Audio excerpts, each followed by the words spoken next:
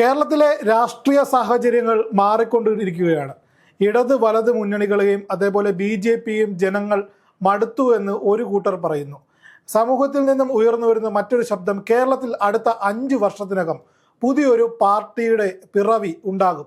ഇവർക്കെല്ലാം ബദലായി ആ പാർട്ടി കേരളത്തിൽ വലിയൊരു മാറ്റം കൊണ്ടുവരുമെന്ന് വിശ്വസിക്കുന്നു. പല സോഷ്യൽ മീഡിയ സൈബർ ഹാൻഡിലുകളിലും പലതരത്തിലുള്ള ചർച്ചകളും രാഷ്ട്രീയ നിരീക്ഷകരും എല്ലാം തന്നെ ഇതിനെ പിന്തുണയ്ക്കുന്നുണ്ട്. ഇതിനെപ്പറ്റി ചർച്ച ചെയ്യാൻ നമ്മളോടൊപ്പം ചേരുന്നു ഹൈക്കോടതി അഭിഭാഷകനായ ഐസക് ചെറിയാൻ. ഐസക്, ജനങ്ങൾ ഇത്തരത്തിലൊരു പുതിയ പാർട്ടി എന്നൊരു സംവിധാനത്തിലേക്ക് ചിന്തിക്കുന്നതിൽ തെറ്റ് പറയാനാകുമോ? പുതിയൊരു പാർട്ടി എന്ന് പറയുമ്പോഴത്തേക്ക് എല്ലാവർക്കും അതിനോടൊരു താല്പര്യം തോന്നാനാണ് സാധ്യത. കാര്യം ഇടത് വലത് എന്ന് പറയുന്നതിനേക്കാൾ ഉപരി പുതിയൊരു ആശയം, പ്രത്യേകിച്ച് കേരളം പോലൊരു എന്തും പുതിയതിനെ സ്വീകരിക്കുന്ന, എന്നാൽ പുതിയതിനെ സ്വീകരിക്കുമ്പോഴും കുറച്ച് സമയമെടുത്ത് സ്വീകരിക്കുന്ന ഒരു മനോനിലയുള്ള ഒരു സമൂഹത്തിൽ തീർച്ചയായിട്ടും അതിനൊരു ഓപ്ഷൻ ഉള്ളതാണ്. പക്ഷെ നമ്മുടെ നാട്ടിലെ നിലവിലുള്ള സാഹചര്യം എന്ന് പറയുന്നത് ഏകദേശം ഒരു 2 ഡസൻ പാർട്ടികളെങ്കിലും പുതിയതായി വന്നിട്ടുണ്ട്, വരാത്തതല്ല. അതിൽ ചിലതെങ്കിലും സോഷ്യലിസ്റ്റ്, റവല്യൂഷണറി, റിപ്പബ്ലിക് തുടങ്ങിയ വാക്കുകൾ ഉപയോഗിച്ച് പാർട്ടികൾ ഉണ്ടാക്കുകയും എന്നാൽ തീർത്തും ഒരു തരത്തിലുള്ള ഒരു ആശയ അടിത്തറയോ ഒന്നുമില്ലാതെ തന്നെ കേവലം ഒരു പാർലമെന്ററി തെരഞ്ഞെടുപ്പിൽ കൃത്യമായിട്ടുള്ള ഒരു പങ്കാളിത്തം കാണിക്കാൻ പോലും പറ്റാതെ നിൽക്കുന്നുമുണ്ട്. നമുക്കറിയാം, കേരള കോൺഗ്രസ് തന്നെ 7 പാർട്ടിയോളം ഉണ്ട്. അതിൽ തന്നെ 4 എണ്ണം പുതിയത് വന്നതാണ്. ഇലക്ഷന്റെ സമയമാകുമ്പോൾ തീർച്ചയായിട്ടും കേരളത്തിന്റെ ഒരു സാഹചര്യത്തിൽ പുതിയ അസോസിയേഷൻസ്, പുതിയ അലയൻസുകളുടെ ഒക്കെ ഭാഗമായി പുതിയ പാർട്ടികളല്ലെങ്കിലും പഴയ പാർട്ടികൾ തന്നെ പുതിയ രൂപത്തിൽ വരും. ഉദാഹരണം, കേരള കോൺഗ്രസിന്റെ സെക്യുലർ വിഭാഗം വന്നത്. എന്നെ ഞെട്ടിച്ചത് ഈ പുതിയ പാർട്ടികളുടെ ലിസ്റ്റിൽ ഒരു 28 പാർട്ടികൾ ഉണ്ടെങ്കിലും ചില പാർട്ടികൾ അത് ശ്രദ്ധ പിടിക്കുന്നുണ്ട്. ഉദാഹരണത്തിന് DMK തൃണമൂലിൽ ലയിച്ചു എന്ന് നമ്മൾ കേൾക്കുമ്പോൾ ഈ പറഞ്ഞതുപോലെ ഈ DMK എന്ന് പറയുന്നത് ഈ ദ്രാവിഡം ഉദ്ദേശിക്കുന്നതല്ല, ഡെമോക്രാറ്റിക് എന്നാണ് അവരുടെ ആദ്യത്തെ വേർഡ്.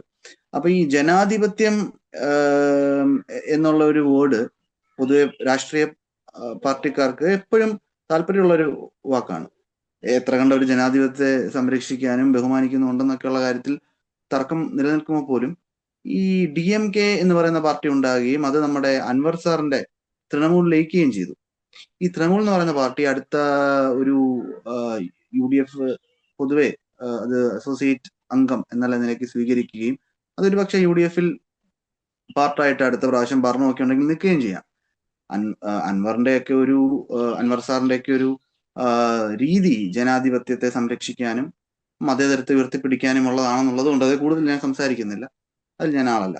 പക്ഷെ പ്രശ്നം, ഇത്തരം പാർട്ടികളൊന്നും കേരളത്തിന്റെ മുഴുവൻ ഒരു ഡെവലപ്മെന്റ് സ്പെക്ട്രത്തെ സ്വാധീനിക്കുമെന്ന് ചോദിച്ചാൽ നിലവിലില്ല എന്ന് തന്നെയാണ്. ഐസക്, അപ്പോഴും ഒരു സംശയം ഉയർത്തുന്നത്, അതായത് ഇപ്പോൾ ഒരു പുതിയ രാഷ്ട്രീയ പാർട്ടി, ഇപ്പോൾ CPM ആണെങ്കിലും കോൺഗ്രസ് ആണെങ്കിലും അവർക്ക് പറയാൻ വലിയൊരു ചരിത്രത്തിന്റെ പിൻബലമുണ്ട്. അപ്പോൾ പുതിയൊരു പാർട്ടി വരികയാണെങ്കിൽ നമുക്ക് ദിലീപിന്റെ ഒരു കമ്മാര സംഭവം എന്ന് പറയുന്ന സിനിമയെ പോലെ ഒരു രാഷ്ട്രീയ അല്ലെങ്കിൽ ചരിത്രം ഉണ്ടാക്കിയെടുക്കേണ്ടി വരില്ലേ? അത് അറിഞ്ഞും കേട്ടും വരാനായിട്ട് ഒരു 10 വർഷക്കാലങ്ങളിൽ ആ ഒരു മാറ്റം കേരളത്തിൽ സാധ്യമാകുമോ? നമുക്ക് അറിയാവുന്നത് പോലെ തന്നെ 10 വർഷം കഴിഞ്ഞ് ബുദ്ധി ഉദിച്ച ചില സാമൂഹിക നേതാക്കൾ, രാഷ്ട്രീയ സാംസ്കാരിക നേതാക്കൾ, മത നേതാക്കളൊക്കെ പറയുന്ന പോലെ നമ്മുടെ ഒരു തലമുറ പൊളിറ്റിക്കൽ ആയിട്ടുണ്ട്.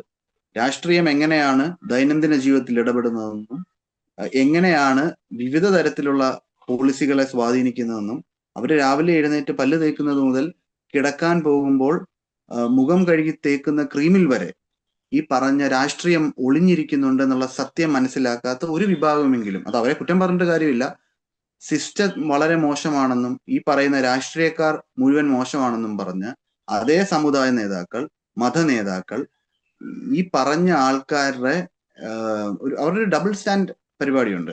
ഈ പറഞ്ഞ ആൾക്കാരെയൊക്കെ ഇങ്ങനെ വളർത്തുകയും അവരെ ഒരു തരത്തിൽ ഉപയോഗിക്കുകയും മോശമാക്കുകയും എല്ലാം ചെയ്തത് ഇവരൊക്കെ കൂടി തന്നെയാണ്. അവരെ ആവശ്യത്തിന് മാത്രം സമീപിക്കുകയും ഈ രാഷ്ട്രീയം എന്നുള്ള ഒരു വർഗത്തെ തന്നെ ഒരു വർഗമായിട്ട് എടുത്താൽ, ഒരു ക്ലാസ് ആയിട്ട് എടുത്താൽ അവരെ ദുരുപയോഗം ചെയ്തത് ഏറ്റവും കൂടുതൽ മത നേതാക്കളാണ്. തിരിച്ചും പറയണം, ഇതൊക്കെ അങ്ങോട്ടും ഇങ്ങോട്ടും ഒരു പാലമിട്ടാൽ എന്ന് പറയുന്നത് പോലെയാണ്.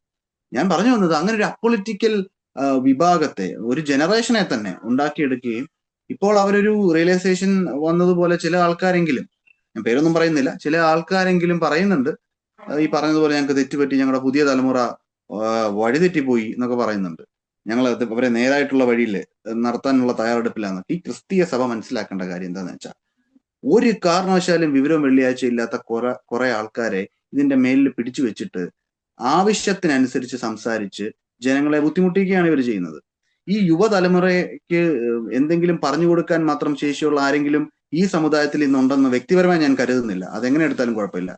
ഈ പറയുന്ന സ്ത്രീ വിരുദ്ധതയും മനുഷ്യവിരുദ്ധതയും ഒരു തരത്തിൽ പറഞ്ഞാൽ മനുഷ്യന്റെ നോർമൽ സർവൈവലിന് പോലും ഭീഷണിയാണ് ഈ കൂട്ടർ എന്നുള്ളതിൽ യാതൊരു തർക്കവും എനിക്കില്ല. പ്രശ്നം അതല്ല, ഇത്തരത്തിലുള്ള ഒരു അപ്പൊളിറ്റിക്കൽ ക്രൗഡിനെ അവരൊരു തലമുറ കൊണ്ട് ഉണ്ടാക്കിയെടുത്തിട്ട് ഇനി എങ്ങനെയാണ് നമ്മൾ ഈ പറഞ്ഞ പോലെ ചരിത്രം രചിക്കാൻ എനിക്ക് അറിയില്ല. പക്ഷെ ചരിത്രം വേണ്ട എന്നതാണ് അതിന്റെ ഒരു ഉത്തരം. കാര്യം ഇങ്ങനെ ഒരു ക്രൗഡ് ഓൾറെഡി ഉണ്ട്. പൊളിറ്റിക്കലായിട്ട് അത്ര ഭീകരമായിട്ട് കോംപ്ലിക്കേറ്റഡ് ആയിട്ട് ചിന്തിക്കാതെ പെട്ടെന്നൊരു നേപ്പാളിലൊക്കെ ജെൻസി കലാപമൊക്കെ വന്ന പോലെ റാഡിക്കലായിട്ട്, പഴയ സിനിമയിൽ ശ്രീനിവാസൻ പറയുന്ന പോലെ റാഡിക്കലായിട്ടുള്ള മാറ്റം ആഗ്രഹിക്കുന്ന ചെറുപ്പക്കാർ വരാം. അതിന് ഇവരൊക്കെ എയ്ഡ് ചെയ്യാം. പക്ഷെ അപ്പോഴും ഈ പറയുന്ന ഒരു പൊളിറ്റിക്കൽ പാർട്ടിക്ക് വേണ്ട, തീർച്ചയായിട്ടും താങ്കൾ പറഞ്ഞതുപോലെ ഒരു ആശയ അടിത്തറ വേണം, ഒരു ഫിലോസഫി വേണം, ഒരു ഐഡിയോളജി വേണം, ഇതൊക്കെ വേണം. ഇല്ലാന്നല്ല, ഒരു പർപ്പസ് വേണം. എന്തിനാണ് അല്ല, അങ്ങനെ അത്തരത്തിൽ കേരളത്തിൽ ഉയർന്നു വന്ന, ഇപ്പോൾ നമുക്കറിയാം സമകാലികമായി ഉയർന്നു വന്ന രാഷ്ട്രീയ പാർട്ടികൾ എന്ന് പറയാൻ പറ്റില്ല. ഈ 2020 പോലെ, V4 കൊച്ചി പോലെ ഒരുപാട് സംവിധാനങ്ങൾ ഉയർന്നു വന്നെങ്കിലും ഒരു ഘട്ടം കഴിയുമ്പോൾ അത് എല്ലാം ഈ കോൺഗ്രസിന്റെയും CPM-ന്റെയും അല്ലെങ്കിൽ BJP-യുടെ മറ്റ് മുന്നണികളുടെ ഒരു പ്രചണ്ഡ പ്രചാരണങ്ങൾക്ക് മുമ്പിൽ തളർന്നു വീഴുന്ന കാഴ്ചയാണ് നമ്മൾ കാണുന്നത്. തീർച്ചയായിട്ടും അതിനിപ്പോ ഈ ചെറിയ പാർട്ടികൾക്കൊന്നും അത്ര വലിയ ലൈഫില്ല. ഈ ചെറിയ പാർട്ടികളാണെങ്കിലും നമുക്കറിയാം, നമ്മുടെ മുൻപിൽ ഒരു മോഡൽ സെറ്റ് ചെയ്തിരിക്കുന്ന ആം ആദ്മി പാർട്ടിയാണ്. നോക്കൂ, ആം ആദ്മി പാർട്ടി പെട്ടെന്ന് നോക്കുന്നു, ഒരു 5-6 വർഷത്തിനുള്ളിൽ ഭരണം പിടിക്കുന്നു. വലിയൊരു അഴിമതിക്കെതിരെ തന്നെ വലിയൊരു മൂവ്മെന്റ് ആയിരുന്നു. പിന്നീട് ഡൽഹിയിൽ എന്താ നടന്നതെന്ന് അറിയാം. ആം ആദ്മി പാർട്ടിക്ക് എന്ത് പറ്റിയെന്ന് അറിയാം. അവരൊക്കെ തന്നെ, അവരുടെ നേതാക്കളൊക്കെ തന്നെ അഴിമതി കേസിൽ അകത്ത് കിടക്കുന്നത് നമ്മൾ കണ്ടു. ചിലരെങ്കിലും പറഞ്ഞിരുന്നു, അത് പറയുന്നത് അത്തരത്തിൽ ശരിയല്ലെങ്കിലും ചിലർ പറഞ്ഞിരുന്നു, ഡൽഹി BJP-ക്ക് പിടിക്കാൻ വേണ്ടി BJP അഴിച്ചുവിട്ട ഭൂതമാണ് Aam Aadmi party. BJP sponsored പാർട്ടിയാണ് ആം ആദ്മി. അതെ അതെ അതെ അതെ. അപ്പൊ എന്ന് പറഞ്ഞ ഒരു സാഹചര്യം നിലവിൽ ഒരുപക്ഷെ കേരളത്തിലും ഉണ്ടാവാം. കേരളത്തിൽ പുതിയൊരു പാർട്ടി വന്ന് ഒരു റാഡിക്കൽ മാറ്റം ഈ ജെൻസി പിള്ളേരുടെ ഇടയിലേക്ക് ഒരു അല്ലെങ്കിൽ അപ്പൊളിറ്റിക്കൽ ആയിട്ടുള്ള ക്രൗഡിനെതിരെ, അതിന് പ്രായമില്ല, ഒരു സ്വാധീനം ചെലുത്തി കുറച്ച് വോട്ടുകൾ ഈ പറയുന്ന മുഖ്യധാര പാർട്ടികളുടെ മാറ്റിയെടുത്താൽ BJP-യുടെ കോർ വോട്ട് കൊണ്ട് BJP ജയിക്കുമെന്നൊക്കെ കരുതി അങ്ങനെ വന്നെങ്കിലേ ഉള്ളൂ. മറിച്ച് ഇവർക്കൊക്കെ എന്തെങ്കിലും സമൂലമായിട്ടുള്ള മാറ്റം എന്ന് പറഞ്ഞാൽ ഡെവലപ്മെന്റിന്റെ കാര്യത്തിൽ, കോർ ഡെവലപ്മെന്റിന്റെ കാര്യത്തിൽ, നമ്മുടെ ഗ്രാമങ്ങൾ മാറ്റുന്ന കാര്യത്തിൽ, ഇൻഫ്രാസ്ട്രക്ചർ മാറ്റുന്ന കാര്യത്തിൽ, നമ്മുടെ പോളിസികൾ, നമ്മുടെ എക്സ്പോർട്ടുകൾ, നമ്മുടെ ഇമ്പോർട്ടുകൾ, ഇത്തരം പോളിസി മേക്കിംഗ് ഡിസിഷൻസിലൊക്കെ ഒരു പാർട്ടിയെ സംബന്ധിച്ച് ഇടപെട്ടാലേ എന്തെങ്കിലും മാറ്റം വരുള്ളൂ ഡെവലപ്മെന്റൽ പെർസ്പെക്റ്റീവിൽ നിന്ന്. അത്തരത്തിലൊരു പാർട്ടി വരുമെന്നോ അല്ലെങ്കിൽ അത്തരത്തിലൊരു പെട്ടെന്നൊരു മാറ്റം കേരളത്തിന്റെ ഒരു സാഹചര്യത്തിൽ, സാമൂഹിക സാഹചര്യത്തിൽ ഉണ്ടാവുമെന്ന് ഞാൻ കരുതുന്നില്ല. അത് കരുതുന്നത് ഇപ്പം ശരിയുമല്ല. കാര്യം നമുക്കറിയാം, ഒരു മുഖ്യധാരാ പാർട്ടികൾ തന്നെ ആമ എഴുതുന്ന പോലെയാണ് പല കാര്യങ്ങളും എഴുതുന്നത്. ഇപ്പം ഒരു പുതിയ നയം കൊണ്ടുവരികയോ പുതിയ മാറ്റത്തിന് കേരളത്തെ ഒരു പ്ലാറ്റ്ഫോം ആക്കുകയോ ഒന്നും ചെയ്യുന്നില്ല. മറിച്ച് ഇപ്പോഴും പഴയ വീഞ്ഞാണ് പല സ്ഥലത്തും വന്നുകൊണ്ടിരിക്കുന്നത്, അല്ലെങ്കിൽ പഴയ കാര്യങ്ങൾ തന്നെയാണ് വന്നുകൊണ്ടിരിക്കുന്നത്. പുതിയൊരു കാര്യമായിട്ട് വന്നാൽ തന്നെ നമ്മുടെ ഒരു നോർമൽ സാമൂഹിക പശ്ചാത്തലത്തിൽ അത് വിജയിക്കുമെന്നൊന്നും കരുതാൻ വയ്യ. 2020-യുടെ കേസൊക്കെ അതാണ്.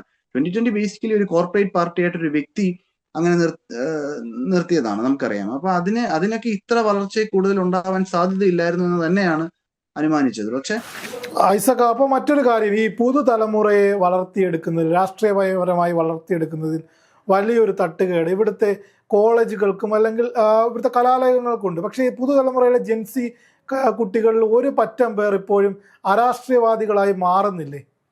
അതിൽ ഈ കലാലയങ്ങൾ വലിയൊരു പങ്ക് വഹിക്കുന്നില്ലേ? തീർച്ചയായിട്ടും കലാലയങ്ങളുണ്ട്, ക്രിസ്ത്യൻ മാനേജ്മെന്റുകളും, ഈ പറയുന്ന ക്രിസ്ത്യൻ മാനേജ്മെന്റ് അടക്കം മിക്ക മൈനോറിറ്റീസ് മാനേജ്മെന്റും അതുപോലെ കോർപ്പറേറ്റ് എഡ്യൂക്കേഷൻ ഇൻസ്റ്റിറ്റ്യൂഷൻസും ഒക്കെ ഇതിനൊരു കാരണമാണ്. പക്ഷെ അതൊരു പരിധി വിട്ടാൽ നമുക്ക് വിമർശിക്കാനും പറ്റില്ല. നമുക്ക് രാഷ്ട്രീയ പ്രവർത്തനം എന്ന് പറയുന്നത് കൂട്ടത്തിൽ പഠിക്കുന്ന വിദ്യാർത്ഥിയുടെ തലയടിച്ച് പൊളിക്കലാണെന്ന് ഒരു വിദ്യാർത്ഥി കരുതുന്ന ഒരു രാഷ്ട്രീയ സാഹചര്യം ഇവരുടെ മുൻപേ നടന്നവർ പല തരത്തിൽ ഉണ്ടാക്കി വെച്ചിട്ടുണ്ട്. എത്ര പേർ നിങ്ങളിൽ ജയിലിൽ കിടന്നു, എത്ര പേര് ആളെ കൊന്നതിന്റെ പേരിൽ ജയിലിൽ കിടന്നു, നിങ്ങൾ ജയിൽവാസം അനുഭവിച്ചിട്ടുണ്ടോ എന്നൊക്കെ അങ്ങോട്ടും ഇങ്ങോട്ടും ചോദിക്കുന്ന സീനിയർ പൊളിറ്റീഷ്യൻസിനെയാണ്. ഇവരൊക്കെ ഈ വിദ്യാർത്ഥി സംഘടനകൾ കൂടിയാണല്ലോ കടന്നു വന്നിരിക്കുന്നത്.